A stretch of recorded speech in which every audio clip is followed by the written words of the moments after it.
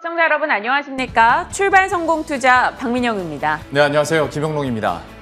또 새로운 한 주가 시작이 됐는데 저는 지난 금요일장 굉장히 의미 있게 느껴졌던 게요. 예. 시장 내에서 성장주도 오르고 또 경기 민감주도 올라줘서 어느 쪽에 무게가 실릴지는 모르겠지만 앞으로의 연속성 여부도 봐야겠지만 그래도 나름 굉장히 반갑게 느껴졌던 금요일이었어요. 아무래도 시장을 압박했었던 테이퍼링 이슈나 인플레이션에 대한 압박이 좀 줄어들다 보니까 네. 여기에 대해서 조금 더 용기 있게 투자를 하려는 투자자들이 많이 늘어나고 있는 것 같고 하다 보면 또 개인 투자자들의 고민은 어디에 포트폴리오 비중을 더 싣게 될 것인가. 맞아요. 우리가 아무리 성장주와 가치주 이제는 경기 무너졌어요. 구분하는 거 의미 없어요 라고 해도 어쨌거나 나누자면 또 이거 비중 조절이 애매하거든요. 네. 특히나 성장주와 가치주가 아니더라도 경기 민감주랑은 또 이건 구분 지을 수 있기 때문에 자, 지금으로서 약간의 변화가 일어나는 시장에서 어떤 전략이 가장 유효할지 궁금해하실 텐데 오늘은 이 부분을 중점적으로 전문가들에게 한번 물어보도록 하겠습니다. 네.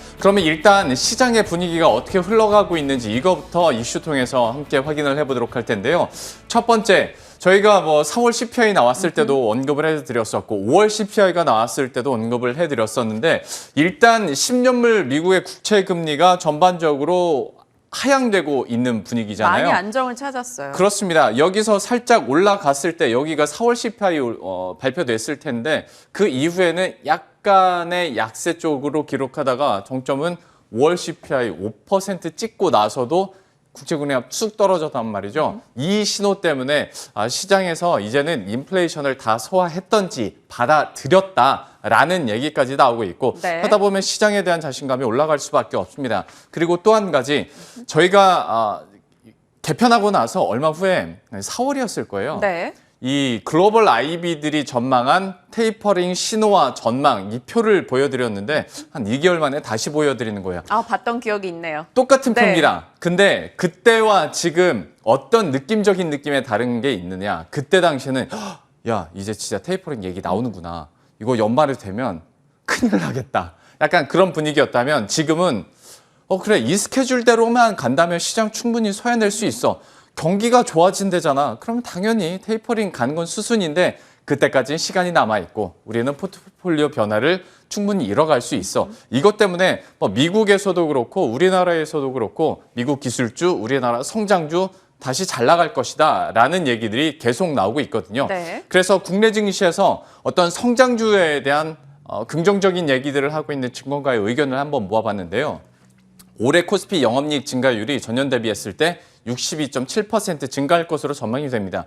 어마어마한 수치인데 기저효과 당연히 생각을 해야겠죠. 그런데 내년의 전망치는 이제 정상화가 되다 보니까 전년 동기 대비했을 때 16%. 그러니까 증가율이 많이 떨어진다는 거예요. 네. 그리고 이렇게 시장의 영업이익 증가율이 떨어질 때는 항상 성장주가 부각이 됐더라라는 얘기들을 하고 있습니다. 때문에 증권가에서도 성장주, 자동차도 이제 성장주로 넣어서 그리고 자동차의 2차 전지, IT 하드웨어, 네. 미디어 쪽 좀 열심히 보자라는 얘기들을 하고 있거든요. 실제로 요즘에 튀는 종목들 보면 IT 플랫폼, 2차 전지 그렇게 쉬었다가 다시 가죠. 친환경도 잘 가죠. 미디어도 미디어는 많이 잘 주목받고. 갔다가 잠깐 쉬었다가 다시 잘 가죠. 그러면 여기에 비중을 조금 더 늘려야 되지 않을까라는 개인 투자자들의 생각은 당연히 있을 수밖에 없겠죠. 확실히 테이퍼링 관련해서는 우리가 매도 알고 맞으면 덜 아프게 느껴지는 것처럼 네. 그때 당시 대비 지금 굉장히 많이 이 이슈에 적응을 해나가고 있는 시장이고 투자자들이다라는 느낌이 듭니다. 관련해서 앞으로 성장주 좀 주목받을 가능성 많이 거론되고 있는 만큼 잘 살펴봐야겠죠. 예. 저는 다음 키워드가 자동차, 2차 전지, 친환경까지 같이 묶어갈 수 있는 이슈인 것 다 같아요. 포함했죠? 예. 네, 다 포함되어 있어요.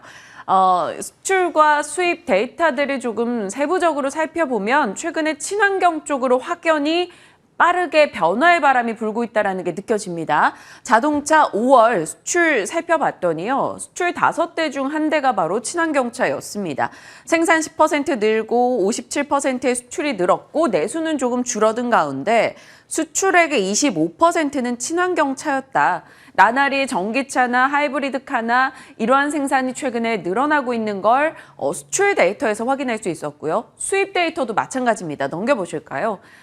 지난해부터 계속해서 수입되는 차량들 중에서 친환경차 비중이 늘어나고 있는데요. 1월부터 올해 5월까지 친환경차 수입이 꾸준히 증가하고 있습니다. 보시면 가솔린은 뭐 5% 정도 늘었는데 디젤이 32% 네. 지난해보다 줄어들었고요. 되려 하이브리드 200%대, 플러그인 하이브리드 300%대, 전기차도 한 40% 정도 수입이 늘어났다라는 걸 우리가 확인할 수 있습니다. 국내외에서 이 국내 움직임을 놓고 보면 이렇게 수출 혹은 수입에서 친환경차 비중이 늘고 있는데 우리는 정말 약소해요. 이 미국과 중국, 유럽 데이터를 한번 찾아봤거든요. 네. 4월 전기차 판매 데이터 보면 미국은 263% 증가했고요. 유럽은 무려 400% 이상 증가했고 중국도 200%. 이미 이 3대 시장은 전기차 시장에서 상당히 큰 시장인데 계속해서 이쪽 시장이 늘고 있다는 것만 봐도 이 친환경차 쪽으로의 방향 전환이 속도가 더 붙었다라는 걸 느낄 수가 있습니다. 네. 그러니 이분도 이제 바쁘죠. 또 갔잖아요. 미국. 네, 예. 또 미국 가셨어요. 2달 만에 미국 출장, 이번엔 동부 지역 점검에 나섰다고 합니다. 미국의 자율주행 기술사, 얼마 전에 미국 회사 손잡고 만든 그 회사와 또 인수했던 로봇 회사를 방문하기 위해서라고 하는데요. 현대차가 뭐 앞으로의 우리 8조 원 투자해서 이러한 사업 미국에서 할 거야라고 의견을 냈었던 만큼 앞으로 또 현대차에서 친환경 자동차 쪽 어떤 행보를 보여줄지 지켜봐야 될 것 같아요. 아무래도 전기차나 전기차 부품과 관련해서도 생각해보면 저희들도 계속 좀 언급을 드리고 있는 상황이거든요. 여기서 다시 한번 탄력적으로 치고 올라갈 수 있을지 앞에서 말씀드렸던 성장주와 함께 어떤 친환경차에 네. 대한 모멘텀들 계속 회자가 되고 있기 때문에 관심 있게 지켜봐야 될 것 같고요. 마지막으로 세 번째 이슈는 저희가 음식료 얘기 잠깐 오랜만에 또 해볼까 해요. 네. 일단 세계 식량 가격 지수가 어마어마하게 오르고 있습니다. 뭐 명목이든 실질이든 전반적으로 우상향을 하고 있고 뭐 원자재 가격, 곡물 가격, 옥수수, 밀가루 엄청나게 올랐다는 건 제가 굳이 표로 또 안 보여드려도 너무나도 잘 아실 것 같습니다.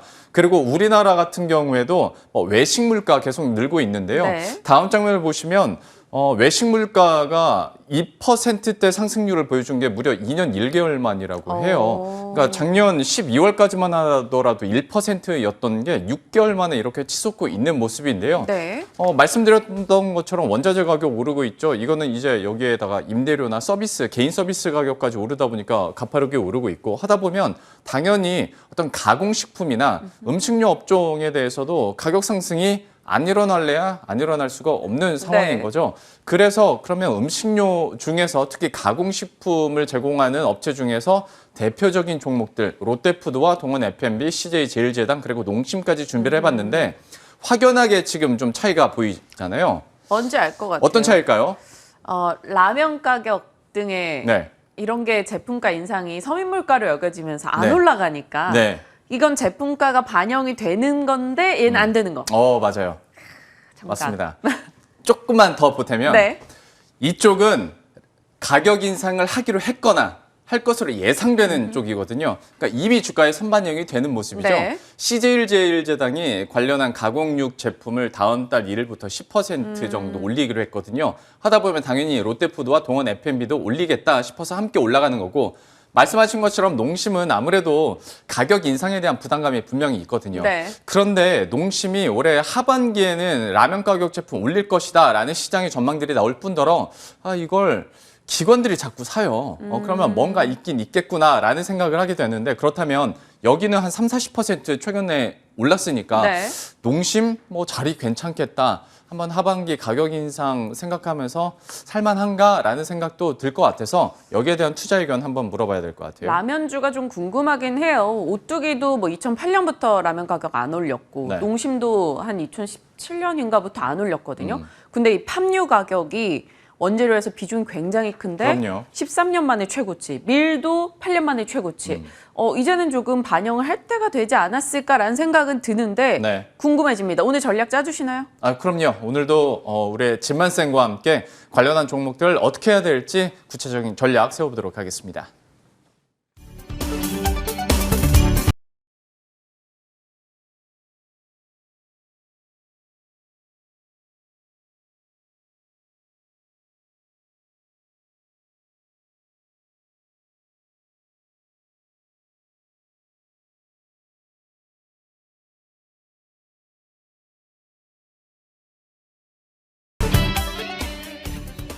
예, 특정 종목이나 업종군에 대해서 긍정적인 뉴스들이 나오는데 그러면 그 뉴스들을 우리가 투자 전략으로 어떻게 녹여낼 수 있을지 이분과 함께 이야기 나눠보도록 하겠습니다. DB금융투자 DHP 김진만 팀장과 함께합니다.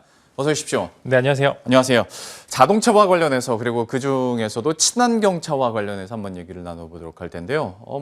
당연히 현대차 그룹주는 포함이 될 테고 이외에 전기차 부품주들도 요즘에 얘기는 많이 됩니다. 좀 어떤 시각 가지고 계신지 이게 궁금하네요. 네, 뭐 여러 가지 방안이 있죠. 이제 국내 쪽에 있는 이제 회사 벤더 라인을 보시는 분들도 계시고, 이제 미국 쪽에 이제 미국 현대차 공장, 기아차 공장 있는 그쪽 벤더 회사를 보시는 분들도 많고, 아니면 이제 전체적으로 뭐 테슬라, 현대 기아뿐만 아니라 뭐 테슬라, 리비안 등 여러 가지 국제 회사들과 협업이 돼 있는 회사를 보시는 분들도 굉장히 많은데요. 일단 뭐 전체적으로 산업 전반 자체가 올라갔습니다. 주가에 대한 부분을 먼저 설명을 드리면은 연초에 애플카 이슈가 붙으면서 솔직히 과한 상승이 좀 있었습니다. 현대차도 그렇고 기아차도 그렇고 애플카 이슈라고는 실제로 영업이익이 바탕이 되지 않지만 이슈몰이로 인해서 주가가 너무 올랐고요. 그전 이제 고점의 부담 때문에 주가가 많이 밀린 상황입니다. 거기 이제 반도체 쇼티지가 포함이 되면서 2분기, 이번 1분기 영업 실적이 안 좋을 거라는 부정적인 전망이 계속 나오면서 조금 산업이 밀렸다가 이제 다시 시작하는 그런 이제 상황이기 때문에 주가적인 부담도 없는 상황입니다. 그래서 완성차 업체를 보시는 분들도 이제 굉장히 안정적인 수익이 나지 않을까 그런 전망도 하고요.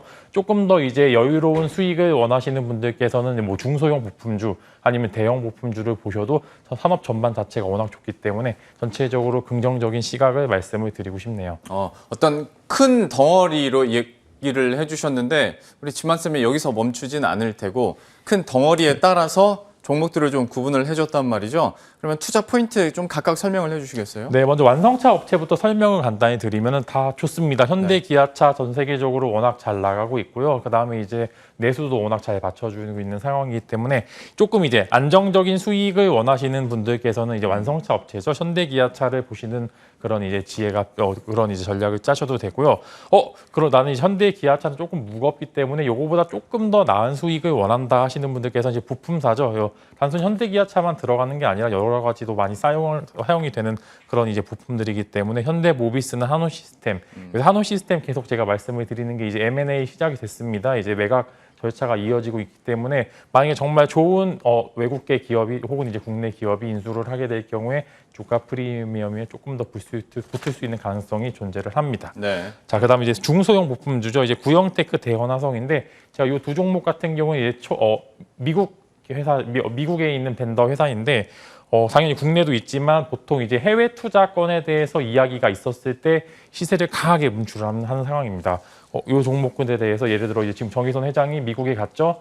미국 8조 투자 방안에 대해서는 그 금액 정도만 나왔지 어떻게 투자하는지는 구체적으로 나오지 않는 상황입니다. 그래서 만약에 8조를 어떻게 투자를 하겠다, 뭐 전기차 쪽에 몇 조 투자하겠다 이렇게 방안이 나오게 될 경우에 해외 쪽 이제 미국 공장에 인접해 있는 쪽에 공장이 있는 이제 두 종목에 대해서는 더 강한 시세가 나오지 않을까. 지금 딱 자리도 돌림목이 있는 자리이기 때문에 더 많은 수익을 원하시는 분들께서는 구형테크나 대현화성 보시는 것을 추천드리겠습니다.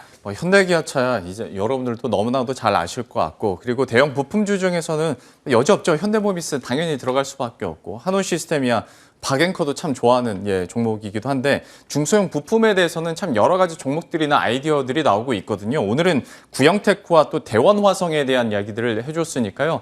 이 종목들에 대해서도 한번 관심 있게 흐름들을 계속 지켜봐야 될 것 같습니다. 전반적인 자동차와 친환경차 관련주들 이렇게 정리를 해드렸고요.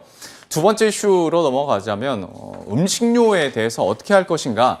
어쨌거나 제품 가격이 인상되면 그대로 모멘텀을 받아갈 수 있는 업종군들이기도 하고 근데 이미 반응을 한 종목들이 있는가 하면 아직 제품 가격 인상을 못하고 있기 때문에 횡보하고 있는 종목도 있기 때문에 그 횡보 종목으로 한번 접근해 볼 수도 있지 않을까라는 생각을 하게 되는데 좀 식품 관련주, 음식료주에 대해서는 현재 상황 어떻게 보세요?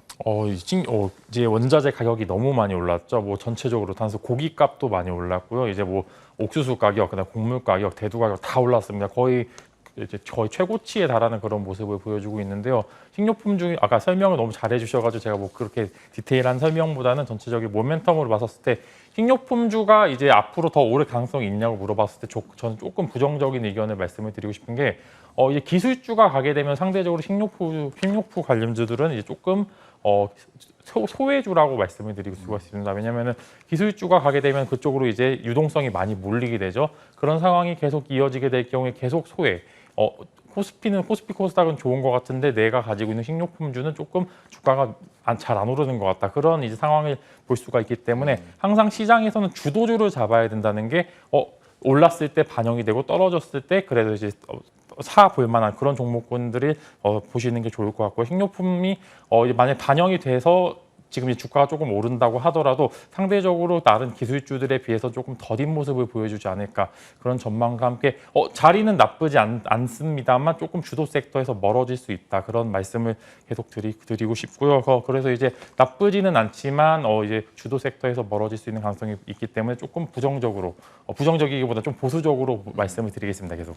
그러니까 시장이 계속 힘이 없고 모멘텀이 없고 좀 하락 추세에 있을 때는 좀 이런 방어적인 성격들의 종목들이 그래도 상대적으로 좀 아웃퍼폼 해줄 수는 있는데 지금으로서 시장도 우상향 예상되고 있고 굳이 주도 섹터가 아닌데 접근할 필요가 없다. 그러면 종목도 오늘은 안 꼽아주시는 거예요? 네, 이제 뭐 당연히 이제 몇 가지 종목, CJ제자랑 필두로 몇 가지 종목은 굉장히 많이 올랐는데 지금 라면주로 조금 꼽히는 이제 농심이나 이제 오뚜기 이런 종목군에 대해서 뭐 많이 주가가 빠진 상황이긴 하지만 따로 코멘트를 안 드리는 게 차라리 더 좋은 종목들을 이제 뭐 차라리 오른 종목들을 사시는 게 더 나을 것 같은 게 오른 종목이라는 건 어느 정도 영업이익이 더 바탕이 되는 인플레이션 우려에서 조금 더 벗어나는 종목이기 때문에 사실 라면 값이 오른다고 해서 이제 예를 들어 지금 말씀드린 식료품주가 정말 영업이익이 더 잘 나오느냐라고 했었을 때는 조금 부정적인 의견이죠. 아무래도 이제 지난번 이제 코로나19 때 특수 효과를 조금 봤었습니다. 상대적으로 특히 이제 라면 관련주들이. 네. 그런데 저도 이제 그때 뭐 라면을 많이 먹긴 했었었는데